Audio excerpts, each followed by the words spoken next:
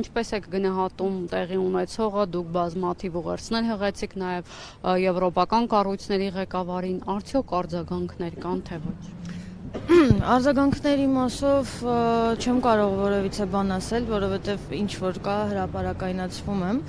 Մենք գործ ունենք արդեն Հայաստանում ոչ թե ավտորիտար իշխանության հետ, այլ տոտալիտար իշխանության հետ, այստեղ թույլատրելի է ամեն ինչ, բացի քաղաքականությամբ զբաղվելը, որովհետև տեսնում եք, որ քաղաքականությամբ զբաղվում են ընդդիմադիր դիրքերից, այդ մարդիկ հետապնդվում են, կալանավորվում են, իսկ ընդդիմադիր խոսքի մասին էլ չասեմ, որ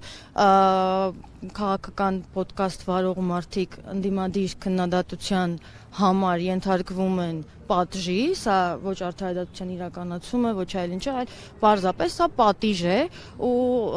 այս իշխանությունները որևիցե բանով չեն կաշկանդվում, ոչ իրենց կաշկանդում է միջազգային հանրությունը, ոչ իրենց կաշկանդում է միջազգային իրենց պարտավորությունները, որոնց տակ իրենք ստորագրել են։ Այսինքն իրենք անում են այն, ինչ այդ պահին իրանց հարկավոր է, իրանք ընդհանրապես ուշադրություն չեն դարձնում ոչ մարդու իրավունքների պաշտպանության վրա, իրանց անգամ չի հետաքրքրում Հայաստանի Հանրապետության վարկ անունը, հեղինակությունը, այսինքն մենք ժողովրդավարությունից կիլոմետրերով հեռու ենք, որտեղ եթե ժողովրդավար երկիր լինեինք, գործեր պարզագույն իշխանությունների տարանջատման սկզբունքը, իսկ այսօր մենք բազմիցս տեսնում ենք, որ եւ գործադիրը, եւ օրենսդիրը, եւ դատական իշխանությունը պատկանում է մի մարդու, եւ այդ մեկ մարդը Նիկոլ Փաշինյանն է։ Տեսակցել Նարեկ Սամսոնյանին։ Իմ տեսակցությունների իր փակեղած ժամանակ ես տեսակցել եմ իրեն, բայց այս ընթացքում հացադուլից հետո իրեն չեմ հանդիպել։ Իր հետ սահմանափակվում են հեռախոսային խոսակցություններով, որոնց ընթացքում ինքն ասում է, որ լավ է, բայց բնական է, որ լավ չի։ Ինքը երբեք չի բողոքել եւ երբեք չի էլ բողոքի ոչ իր առողջական վիճակից, ոչ իրավիճակից, ոչ որևիցե բանից, բայց իրեն շատ լավ իմանալով անգամ իր ձայնի ինտոնացիան բավական է հասկանալու իրական իրավիճակը։ Այս աբսուրդի տակ ստորագրող մարդկանց խղճից եմ ուզում, որովհետև աննկարագրելի է, թե ոնց են իրենք կարողանում այս ամեն ինչը գլուխ բերել ու հանգիստ քնել։ Չգիտեմ, եթե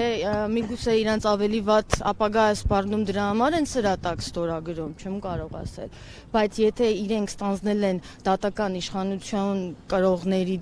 դերը, ապա իրենք պետք է պատրաստ լինեն իրականացնել արդարադատություն։ Այսինքն Նիկոլ Փաշինյանը ու իշխանավորները պետք է վախենային դատական իշխանությունից, ոչ թե դատական իշխանությանը թելադրեն, թե ինքը ինչպես իրականացնի իր արդարադատությունը։ Այստեղ մենք արդարադատություն իրականացնելու հետ գործ չունենք, այստեղ մանր վրեժխնդրություն է ուղղված Նարեկի Վազգենի դեմ, որը տարիների ընթացքում կուտակվել եւ հասել է այս վիճակի։ Ձեր ուղերձներից մեկում նաեւ պայքարի կոչ էիք արել, որպեսզի նաեւ ձեզ ձեր թիկունքում կանգնեն այդ թվում նաև ընդդիմադիր ուժերը, որևէ մեկը ձեզ սատարում է Նարեկի այս հարցում պայքարելու համար։ Ես բազմաթիվ ծանոթ մարդկանց կողմից, հիմնականում անծանոթ մարդկանց կողմից սատարման խոսքեր եմ ստացել, բոլորը պատրաստ են, բայց այս տարիների ընթացքում այդ բոլոր մարդիկ երկար տարիներ պայքար մղել են։ Մարդիկ կան, որ արդեն էլ սպասում են տեսնեն, թե ինչ որ մի հրաշք պետքա լինի, որ այս իրավիճակը փոխվի։ Այդ առումով շնորհակալ եմ մարդկանց, ովքեր արձագանքում են, ովքեր անընդհատ կապի մեջ են լինում, իրենց աջակցությունն են հայտնում, ով ինչով փորձում կարողանում է օգնել, իր միջազգային ունեցած կապերն է տրամադրում, դրանք էլ են շատ բավարար։ Հանրային գործունեության մասին չեմ կարող որևէ մեկի ասել, որովհետև ամենքը պայքարում են նենց, ոնց որ ինքը ճիշտ է գտնում։ Այս իրավիճակում ես համարեցի, որ պետք է խոսեմ, որովհետև Նարեկենց փորձում էին ներկայացնել որպես խուլիգաններ, խուժաններ, ասում էին, որ իրենք խոսքի ազատության անվան տակ խուլիգանություն են իրականացնում, ինչը այդպես չէ, այսինքն հա վիրավորանքներ են հնչեցնում, ու դա այդպես չէ, որովհետև եթե դուք լրագրողներ ֆրանսիական, չգիտեմ, մամուլին, եթե հետևում եք իրենց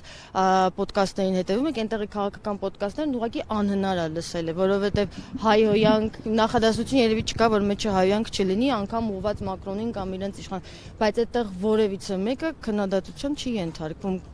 քրեական հետապնդման չի ենթարկվում։ Այսինքն Հայաստանի Հանրապետությունում էլ է ծանր վիրավորանքը ինքը ապաքրեականացված է, եթե անգամ ծանր վիրավորանք իրենք հնչեցրած լինեն, դա ինչով է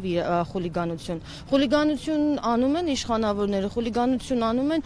մայրտաճար ներխուժած խուժանը, որը որ բարձրացել էր տապանակարերի վրա, կոտրում էր վեհարանի դուռը։ Այդ դրանք խուլիգանություն են։ Տավրոս Սափոյանի պահվածքը դա խուլիգանություն է, որովհետև հայոյանքներ, սեռական բնույթի հայոյանքները հնչեցնում բազմամարդ տարածքում։ Իսկ Նարեկն ու Վազգենն իրենց քննադատական խոսքը հնչեցնում էին YouTube-ում հեռարձակվող, ոչ թե պետական հեռուստաալիքով հեռարձակվող, YouTube-ում հեռարձակվող հաղորդման շրջանակներում, որը եթե դուրս չգալի, կարող ես չնայել։ Այդտեղ դու չես կարող ենթարկվել խուլիգանական հարձակման։ Դուրս չգալիս մի նայ։ Այսինքն շատ այստեղ պրիմիտիվ բաներ են, որոնք որ մարդիկ չեն տեսնում, որոնք որ լուն ուխտ են սարքում ու ծառայեցնում են Նիկոլ Փաշինյանին։ Շնորհակալություն։ Ձեզ եմ շնորհակալ։